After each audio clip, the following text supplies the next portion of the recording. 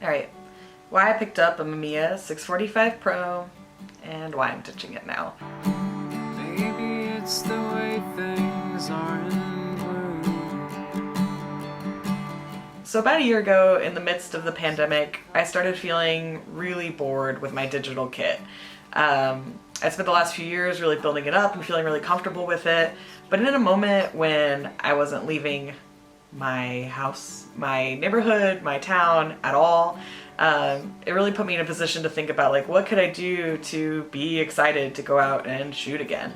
I actually had this Yashica 124 Mat G sitting on my shelf that had been there for a couple years, and I just never used it because I've been focusing so much on digital photography for the last few years. I didn't really have any film around at all anymore. So I finally bought a box of Portrait 400, ran a roll through it. It was so fun. It was really exciting to go out again. I wanted to walk around and take photos of things I've been taking photos of for years, and it felt really exciting, which got me thinking really immediately, like, what do I want in a medium format camera? After a little bit of hunting around, watching YouTube videos, you know, trolling the internet for photo comparisons of different medium format cameras, the consensus seemed like, oh yeah, if you're just really getting into medium format, you should go 645, which I was like, okay, sure. And I got really into the Mamiya 645 Pro and Super. Just like, what beautiful cameras, super well built. I love how modern and sleek they look. I do love 645 and the idea of getting 15 photos on a roll, but still getting like that negative that's so much bigger than 35. So that was all really exciting to me. So I, hunted eBay for a few weeks and I finally picked one up. I imported it from Japan, like mint condition. I got a nice one and I carried it around for a few weeks. And yeah, here's my example photos from that.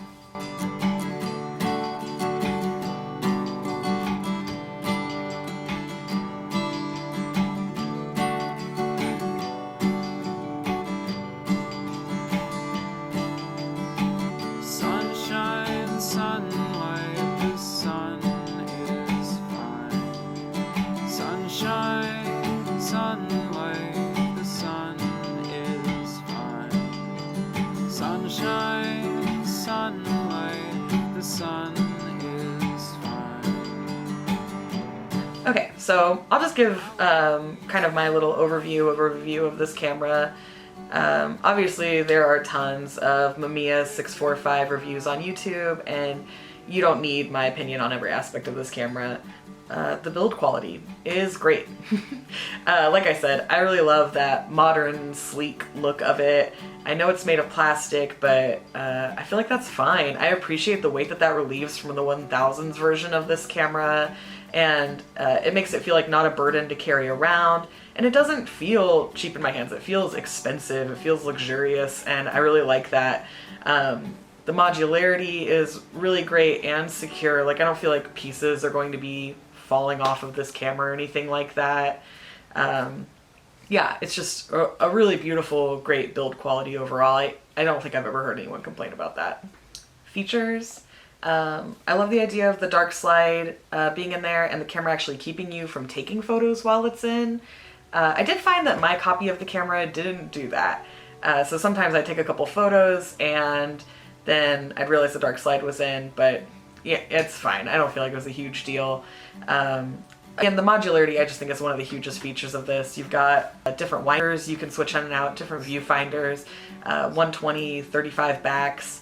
That's all really cool and exciting. I actually knew from the beginning that I wanted to build mine down as small as possible, so like a waist level viewfinder and a manual sidewinder, so that it could be something I could carry around with me really easily and without taking up a lot of room.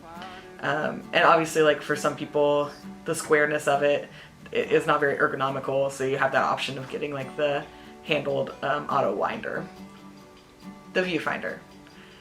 Honestly, this was the big problem for me. It just felt kind of dark, and I think it's a little small. I mean, like, obviously it just is the size it is, but like, after using the Yashica 124 Mat G waist level viewfinder on that, obviously, I just felt like, oh, this is kind of little. And then when I'm looking through the AE Prism, it's all a little dark. I actually went ahead and swapped out my screen for one of Rick Olson's bright screens. Super highly suggested. He's wonderful. He does really wonderful work, and it definitely was much brighter and nicer, but I don't think it really helped me that much. Which brings me to why I'm selling the camera.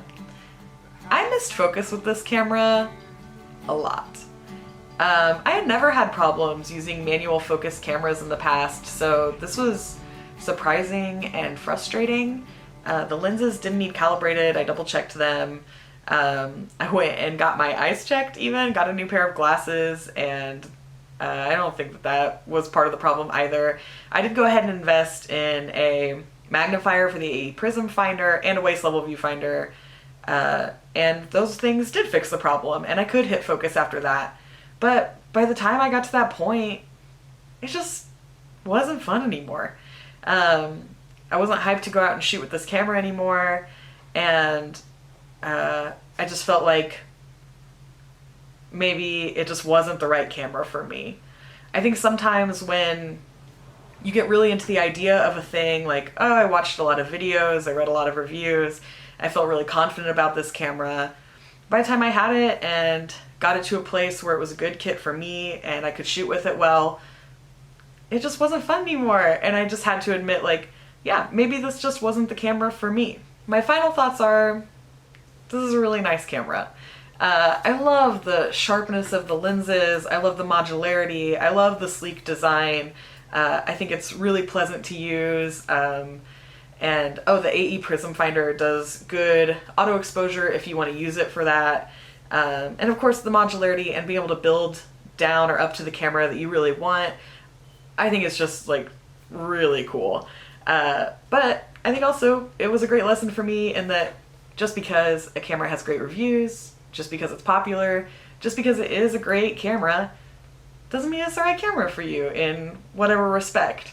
So I'm feeling pretty good about my experience, and I'm feeling pretty good about moving on. To be fully transparent, I have been shooting with an RZ67, and yeah, holy shit, that's really nice. Maybe I'll talk about that in a later video, but yeah, that's kind of all I had today. Well, thanks so much for watching.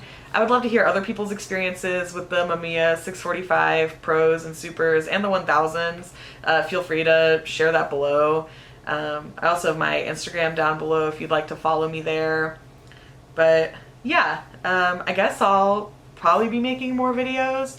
This is something I've been wanting to do for a while. Just something to take me out of my comfort zone, which is A, being on camera, which is pretty unnerving for me, and B, just like practicing with using video features on my camera a little bit, which is something I never ever do because it's not something I have a call to or have really had much interest in historically, but I thought this could be a good avenue to practice that. But yeah, so maybe I'll be back. All right, thanks.